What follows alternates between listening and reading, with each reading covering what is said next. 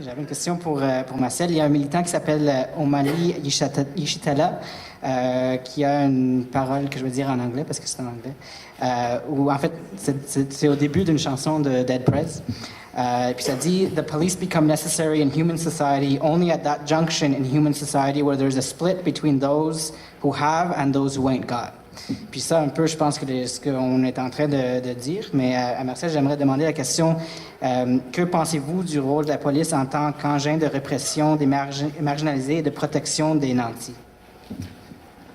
Je dirais qu'en gros, je suis assez d'accord avec la déclaration que tu viens de donner, sauf que c'est une question assez difficile à traiter parce qu'il y a de multiples côtés là-dessus.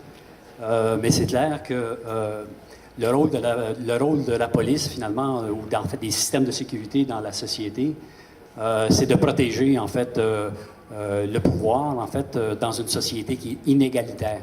Donc, on vit même, si on dit qu'on vit dans des démocraties, on constate que ces démocraties-là sont tout à fait inégalitaires et qu'il y a des couches de la société qui détiennent le pouvoir et qui... par rapport à d'autres classes sociales qui, elles, ne détiennent pas ce pouvoir-là. Et donc, ça veut dire que les classes sociales au pouvoir vont tenter de protéger leurs privilèges. Et dans ce sens-là, évidemment, tout le système de lois, finalement, qui sont votés, effectivement, dans les parlements ou même par les élus, souvent vont... vers la criminalisation, en fait, des activités, en fait, des groupes et des gens dans la société qui protestent, effectivement, contre ces privilèges-là. Évidemment, bon, dans notre société, je pense, en société occidentale, il y a deux façons, finalement, pour le pouvoir de se maintenir en place. C'est souvent il y a un système de persuasion, donc tout le marketing, la consommation, la réussite personnelle, etc. Puis l'autre volet, quand ça ne marche pas, bien évidemment, c'est la répression.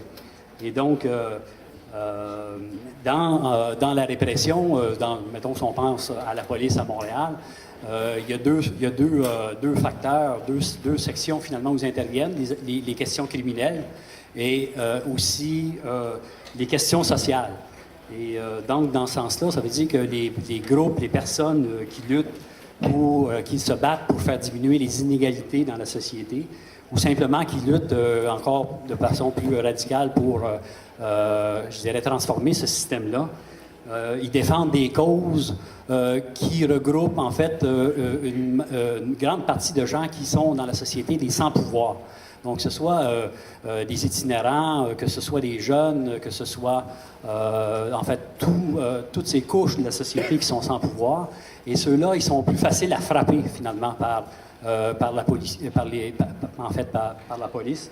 Et c'est ça qu'on voit, finalement, dans la rue. Donc, ça veut dire que lorsqu'il y a un party de Big Shot dans un hôtel, c'est assez rare qu'on va voir la police intervenir là pour aller, je sais pas, moi, arrêter quelqu'un, même s'ils font du tapage puis s'ils cassent des affaires.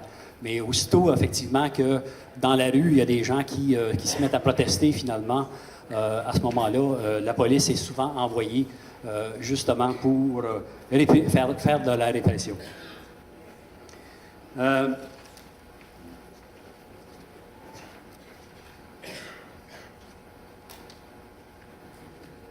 Bon, j'arrêterai ici, mais je veux juste dire que, par exemple, la police, je dirais, mettons, interprète la réglementation souvent en faveur, évidemment, des gens qui sont au pouvoir. Je me rappelle, en fait, les derniers souvenirs les plus importants, c'est que dans les années 2002, 2003, 2004, la police a fait des rafles systématiques de groupes de personnes qui s'apprêtaient à manifester, justement, pour les empêcher de manifester. Et donc, alors que on sait bien, et la police nous dit tout le temps, vous avez le droit de manifester, mais on utilise finalement cette loi-là et on l'interprète à sa façon. Et on tente de criminaliser, en fait, les mouvements sociaux. On regarde, par exemple, ce qui se passe à Vancouver actuellement. Le pouvoir politique a émis un règlement dans la ville de Vancouver où il est interdit, finalement, de dénoncer les Jeux olympiques. Et pendant ce temps-là, on fait du nettoyage social à Vancouver. En Angleterre, maintenant, il y a une loi qui interdit effectivement les manifestations contre la guerre en Afghanistan. En France, les militants qui fauchent des champs de OGM pour faire appliquer la loi qui existe en France sont arrêtés parce que effectivement le gouvernement ne veut pas faire appliquer une loi qui interdit les OGM et ils sont traînés devant les tribunaux. Et donc, systématiquement, je dirais, il y a une tentative depuis un certain nombre d'années de criminaliser les actions sociales qui sont faites dans la société.